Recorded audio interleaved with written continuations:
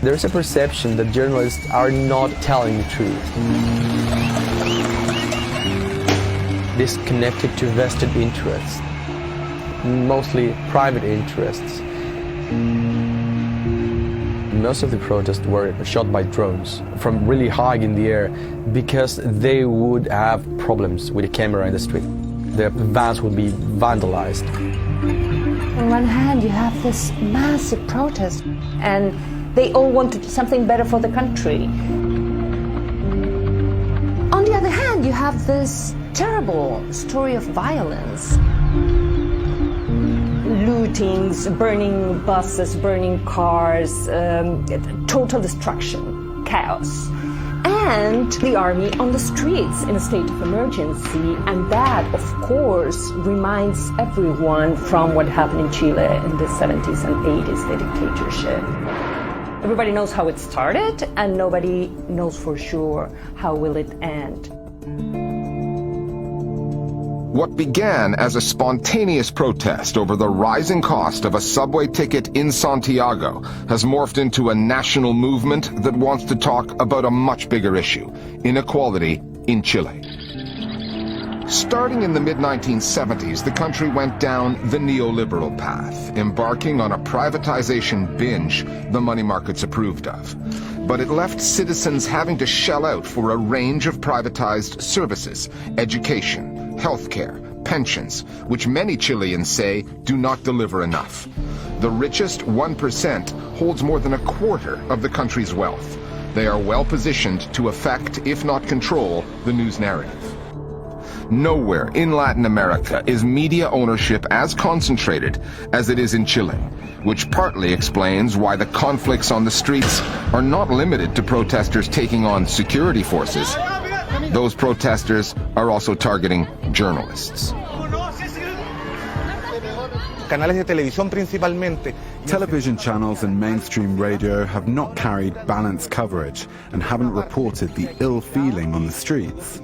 What TV channels have done is to remain on the side of the ruling class, opinion makers and experts. But what is the underlying issue? It's that the neoliberal, neo-capitalist model is at the expense of social rights. Rights that were stolen during the dictatorship and which remained hijacked as neoliberalism was deepened by our democratic governments. What has happened here is enormous protests fueled by social outrage, and the media has felt bewildered. They don't know how to manage the situation. This is a movement that doesn't have leaders controlling the masses, so who represents them? Who can journalists dialogue with? How can TV manage, process and present this social movement?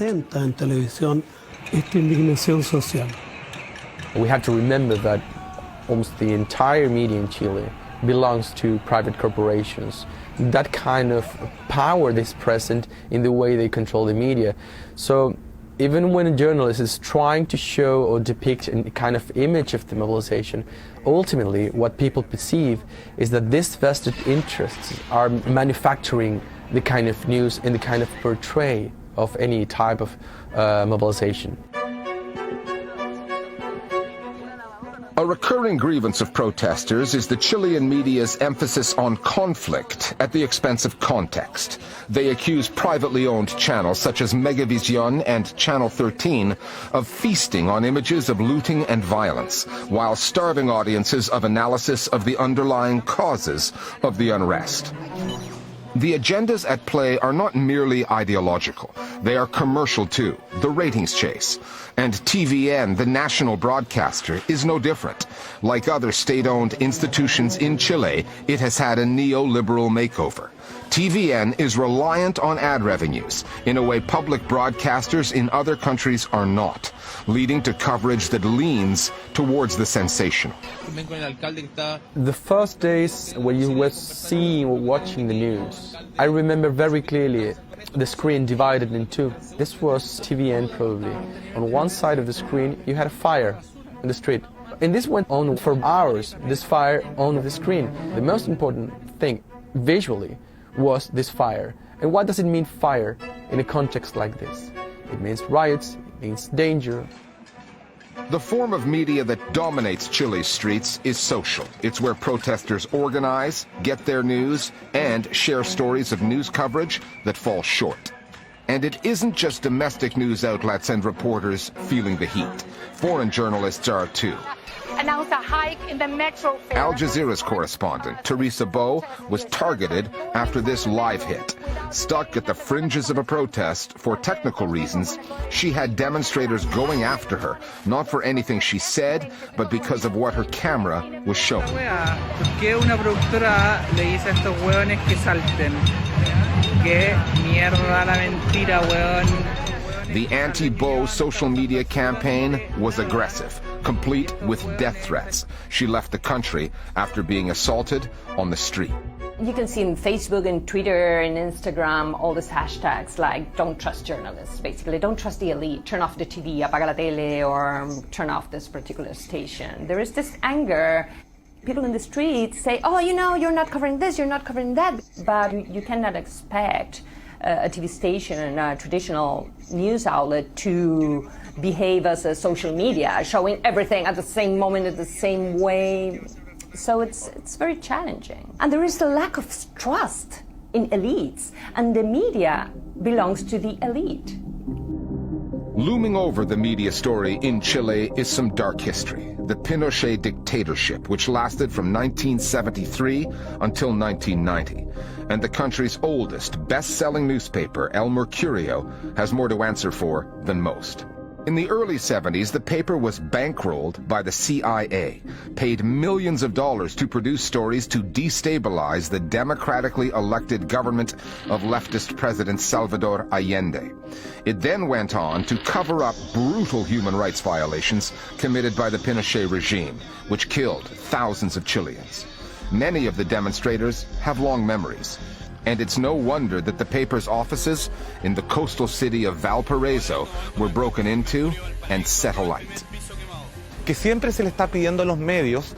The media are always being asked about their support for the 1973 coup. And El Mercurio is being asked when they will do their mea culpa. They haven't done it till now, and they're not going to do it. So we need to know, what perspective does this right-wing media outlet have on reality? Is it trying to maintain the economic model? Is it trying to protect its business interests?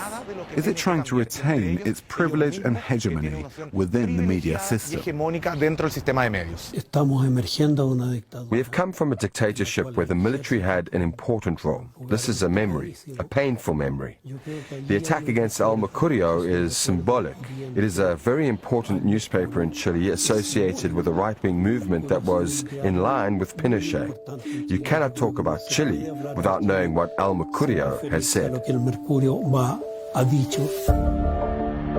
Days into the demonstrations, President Sebastián Piñera declared a state of emergency while surrounded by men in uniform. It was a sharp visual reminder, as though Chileans needed one, of the past. Later, appearing before the live cameras, Piñera added a declaration of war against the demonstrators, one in which journalists are more than just collateral damage. The Media Watch NGO Reporters Without Borders says media workers have been arbitrarily and violently arrested, targeted with tear gas, and shot at with rubber bullets and live ammunition. But unlike 1973, this time everybody has a phone, a camera, and a chance to tell the story. So you have tons of footage of people reporting in the streets, shooting what's happening. And you have to put this in a large context. It's the one of 1973 and the coup d'etat. If we, in 7 days, we have this tons of footage showing atrocities committed by the police officers and soldiers, can you imagine the level of violence committed at that time